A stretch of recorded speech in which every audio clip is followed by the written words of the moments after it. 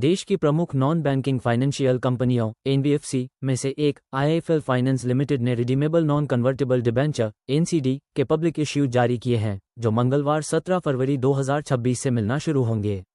इनका issue size 500 crore रुपये है और 1500 करोड़ रुपये तक का ओवर सब्सक्रिप्शन बनाए रखने के लिए ग्रीन शू विकल्प है।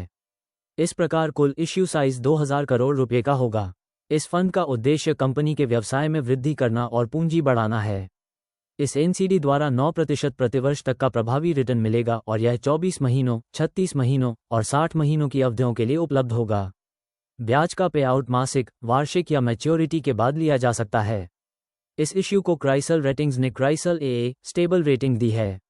ब्रिकवर्क रेटिंग्स द्वारा इसे BWRA जोड़ स्टेबल रेटिंग दी गई है, जिससे प्रदर्शित होता है कि इनमें बहुत कम क्रेडिट रिस्क है और ये फाइनेंशियल दायित्वों को समय पर पूरा करने के लिए बहुत ज़्यादा सुरक्षित हैं।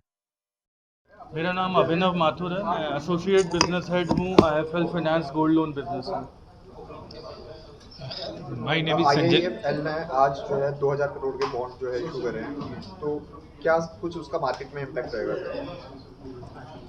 इसमें कुछ ऐसा कोई मार्केट में इसका इम्पैक्ट नहीं है। इसमें टाइम टू टाइम जो अलग अलग कंपनीज होती है वो अपना बॉन्ड इशू लेके आती हैं और उसमें नॉर्मली वे में चलता है। मतलब इसमें इक्विटी मार्केट से कोई लिंक नहीं है इसका। ये बेसिकली आप इसको बाकी जो फिक्स एसेट इंस्ट्रूमेंट है आप उनसे इनका कंपैरिजन कर सकते हैं। जैसे बैंक की एफडी हो गई और अदर जो बॉन्ड्स वगैरह हो गए या फिक्स म्यूचुअल फंड हो गए, उनके साथ आप इनका कंपैरिजन कर सकते हैं। गोल्ड लोन की बात करें, गोल्ड लोन की बात करें तो कितना उसका इंटरेस्ट है क्या?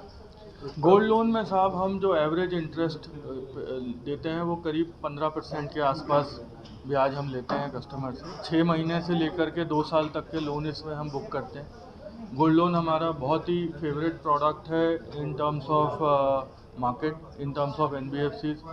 आज की डेट में asset under management gold loan के अंदर हम ऑलरेडी नंबर 2 पे आ गए हैं और हमारा इंटेंशन है अपने सस्टेनेबल ग्रोथ के through to have the number 1 position in the market very soon. Sir, इसके और क्या-क्या लाभ हैं जो पब्लिक को मिलने वाले हैं?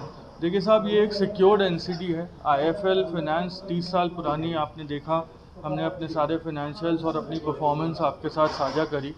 तो पब्लिक को इंतज़ार रहता है इस तरीके के मौके का कि एक सिक्योर्ड इन्वेस्टमेंट का मौका हम लोगों को मिले, क्योंकि बैंक में एफडी में शायद वो इतना नहीं कमा सकते जितना कि एक सिक्योर्ड एनसीडी एक इस तरीके के कॉर्पोरेट के थ्रू अगर वो कमाना चाहें। तो मुझे ऐसा लगता है कि बहुत अच्छा करेंगे हम अपने 4-5 से आने से पहले this will be over subscribe. जी सर, कोई मैसेज जो देना चाहें आप पब्लिक को फाइनेंस से रिलेटेड?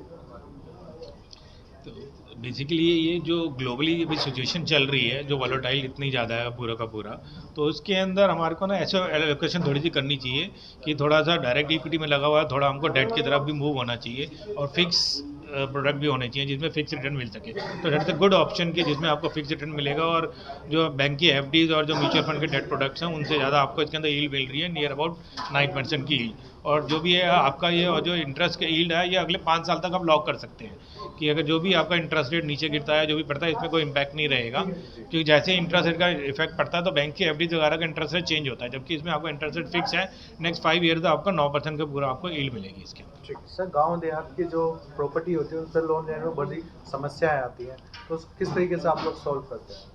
क्योंकि उन पर प्रॉपर पक्की रजिस्ट्री भी नहीं होती है और बेसिकली जो भी हम लोग होम लोन के अंदर डिस्बर्स करते हैं वो आरबीआई के गाइडलाइन के अंदर करते हैं। जो भी उस गाइडलाइन के अंदर आता है, जो भी एनबीएफसी के क्लोज में आता है, उसके अंदर हम लोन डिस्बर्स करते हैं, चाहे वो टायर 2 है, चाहे टायर 3 सिटी है, चाहे कोई भी सिटी है, बट वो अंदर गाइडलाइंस के अंदर आना चाहिए।